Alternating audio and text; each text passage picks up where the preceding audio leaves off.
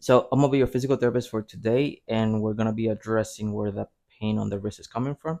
Essentially, what we're gonna do is we're gonna do a special test called the Finkelstein's test, specifically associated or commonly associated with the Queen's symptoms or Queen's tenosynovitis, which is essentially inflammation of the synovial sheath surrounding the tendons that help us move the thumb. So essentially, we're going to test if this area of the thumb is inflamed, because specifically we're going to be testing the abductor pollicis longus tendon and extensor pollicis brevis tendon. So, you ready?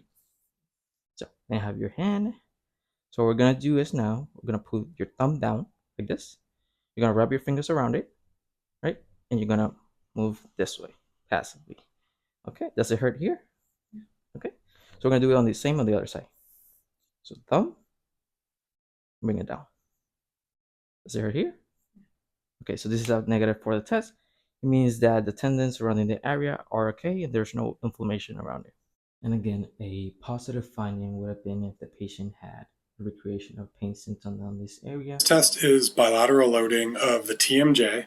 It's performed to identify dysfunction of the more central and medial structures of the TMJ, such as the masseter, the pterygoids, and the medial ligaments.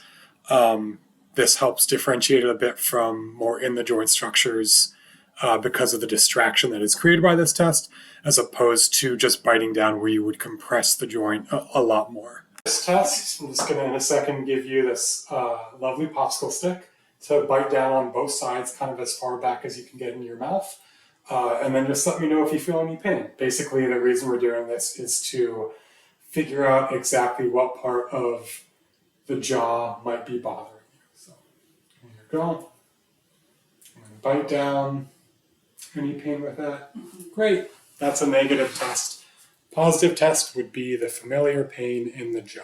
I'm gonna perform the TMJ lateral glide test. The test is to see how mobile is the jaw joint and to identify any restriction or dysfunction that might result in jaw pain or difficulty moving. I'm gonna do the TMJ lateral glide just to see how mobile is your jaw and if there is any restriction or dysfunction in your jaw, okay?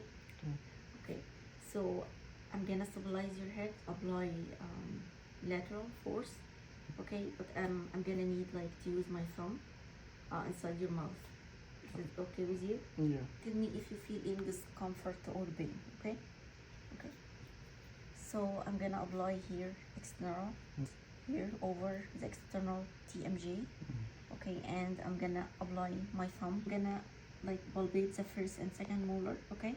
And apply lateral glide, which is toward the ear, okay? Okay. And we're gonna do it for 30 seconds, repeat for 3 to 5 cycles.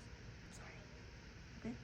So lateral glide is gonna be toward the ear, and we're gonna apply inferior force or distraction.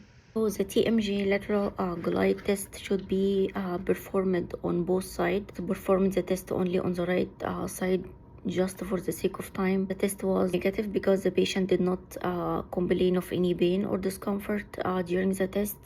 But if the patient were to complain of any pain or discomfort, and if there is any restriction during the test, this could be an indication of TMJ hypomobility or dysfunction. And if there is any clicking or grinding, it could be an indication of disc displacement or joint issue.